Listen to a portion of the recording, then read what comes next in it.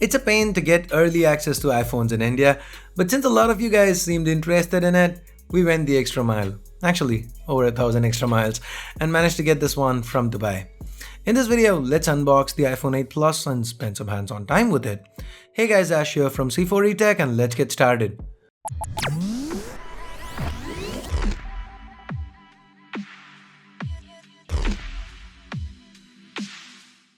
Opening up the box, we've got the phone itself. Let me peel the plastic off, the same old front and a new glass back. Let's set it aside for the time being. We then have the regular leaflets, all in Arabic since, like I said, we got it from Dubai.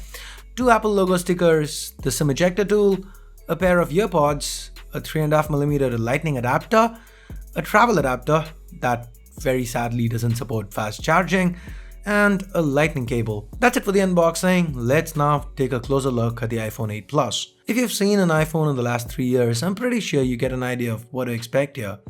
The front placements, the key placements, they're all the same. Unlike with the iPhone X, Touch ID is alive and healthy here on the 8 Plus. Speaking of the iPhone X, here are 10 things you need to know before buying it. Check this video out that we did recently. The carrier was also include IP67 water resistance, stereo speakers and the headphone jack. Well, the lack thereof. Apple claims these speakers are 25% louder. What has changed though is the back. So while the iPhone 7 Plus had an aluminum back, the 8 Plus comes with a glass back, not unlike what Samsung's been doing for the past 3 years. Not unlike what Apple themselves had been doing back in 2010-2011 with the iPhone 4 and the 4S. So what this phone has in common with Samsung flagships, why Apple's also gone back to glass here, is the fact that the 8 Plus has support for wireless charging now. It also happens to support fast charging. Sadly, like I said, there is no fast charger included in the box. Talking about changes, one more minor one is the increase in thickness and weight. The 8 Plus is 7.5mm thick and weighs in at over 200 grams. That is quite heavy. That said, I do like the new glass back. I welcome wireless and fast charging support, but the thick bezel to the front, the 200 plus gram weight, this phone's not even launched in many markets yet, but the design's already feeling dated. Anyway, the design is not what the 8 Plus is about, at least to me. What's really exciting here is that chip underneath. This phone is powered by Apple's new A11 Bionic Chip. This is the very first time Apple's gone hexa core on the iPhone. So we've got 2 high-powered Monsoon cores and 4 power-efficient Mistral cores. But unlike with the 8 and Fusion, both clusters, meaning all 6 cores, can run at once. Well, we're used to Apple chips dominating single-core performance. The A11 Bionic might just cause Apple to dominate the multi-core segment this year too. The current Android flagship chips, the Exynos 8895 and Snapdragon 835, don't seem to come close. Barring that, we've got 3GB of RAM, 64GB of onboard storage, and in another first, Apple's used their own tri-core GPU. One weird change is that the battery capacity has actually gone down from 2900 to 2675 mAh. Now let's circle back to that display. Apple's used the True Tone technology that debuted on the iPad Pro.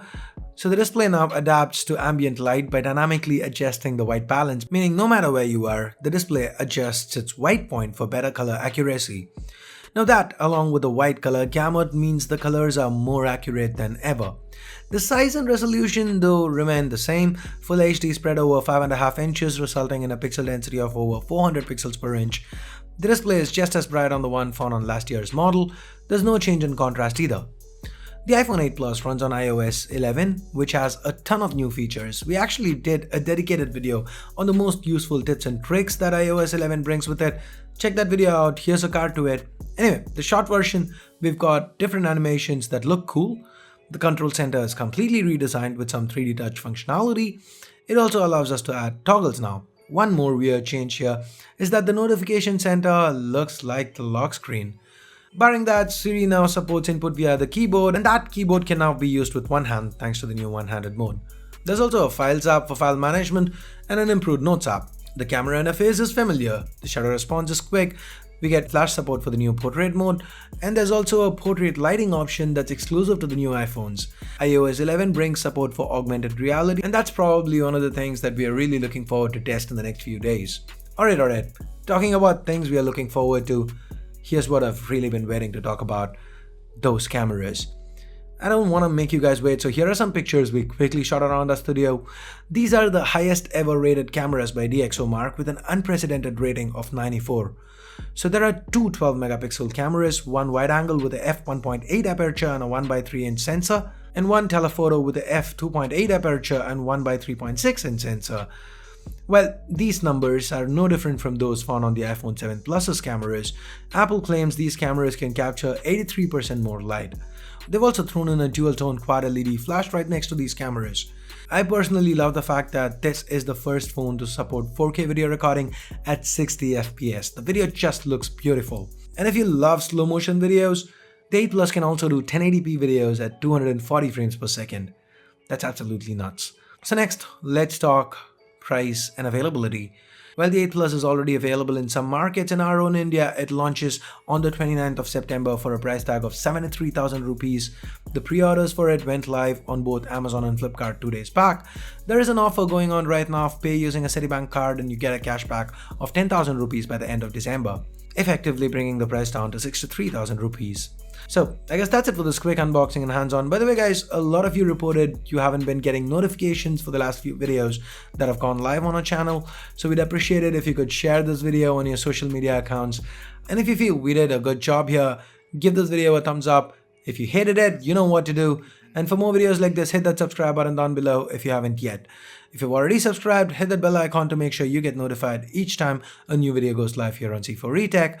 So thanks a lot for watching. Till next time, this here is Ash. You've been watching C4eTech, and I'm signing off for now. You guys have a great day. Bye-bye.